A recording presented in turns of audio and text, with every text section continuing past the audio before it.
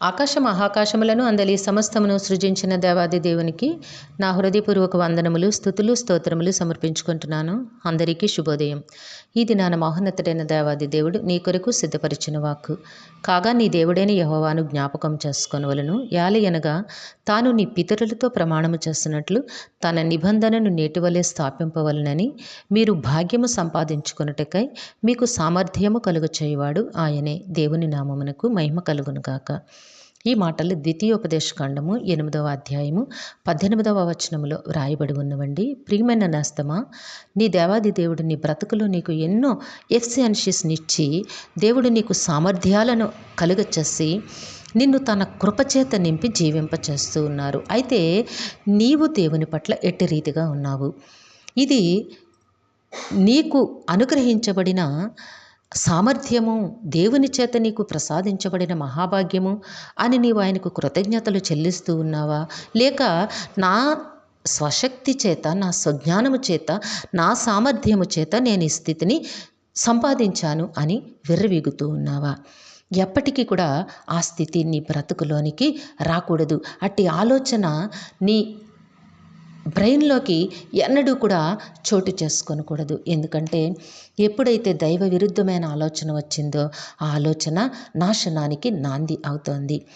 కొన్నిసార్లు పెద్దలు చెప్తూ ఉంటారు, తాడే పామై కరుస్తుంది అని అంటారు. ఇక్కడ ఒక ఇన్సిడెంట్ చూద్దాము. 1919వ సంవత్సరము జనవరి 15వ తేదీన బోస్టన్, యునైటెడ్ స్టేట్స్లో ముడి చక్కెర సిరప్ మోసుకెళ్తున్న ఒక పెద్ద ట్యాంకర్ పేలిపోయిందట. అక్కడ 15 అడుగుల ఎత్తైన కెరటం, దాదాపు 75 లక్షల లీటర్ల ముడి చక్కెర సిరప్పు 1 గంటకి 30 మైళ్ళ వేగంతో వీధులపై చిందడం ద్వారా రైళ్లు, భవనాలు, జనాలు, జంతువులు మొత్తం కొట్టుకుపోయాయి. ముడి చక్కెర సిరప్పు బహుశా ప్రమాదకరమైనదిగా కనిపించి ఉండకపోవచ్చు. అయితే ఆ దినం చాలా దారుణంగా 21 మంది వారి ప్రాణాలు కోల్పోయారట. 150 మందికి పైగా గాయపడ్డారట. అయితే ఇక్కడ కొన్నిసార్లు ముడి చక్కెర సిరప్ వంటి మంచి వస్తువులైనా ఊహించని విధముగా ప్రమాదకరంగా మారవచ్చు. ఎందుకంటే ఇజ్రాయేలీలు ఆ వాగ్దాన భూమిలోనికి ప్రవేశింపక మునుపు మోషే మనుషులను వారు పొందుకుంటున్న మంచి విషయాలను బట్టి అతిశయించకూడదు అని హెచ్చరించాడు. ఎందుకంటే నీవు తిని తృప్తి పొంది ఇళ్ళు కట్టించుకొని వెండి బంగారాలు సంపాదించుకొని నీ మనస్సు మదించి దాసుల గృహమైన ఐగుప్తు దేశంలో నుంచి నిన్ను రప్పించినప్పుడు నీవు వాటన్నిటినీ కూడా మరచిపోతావేమో.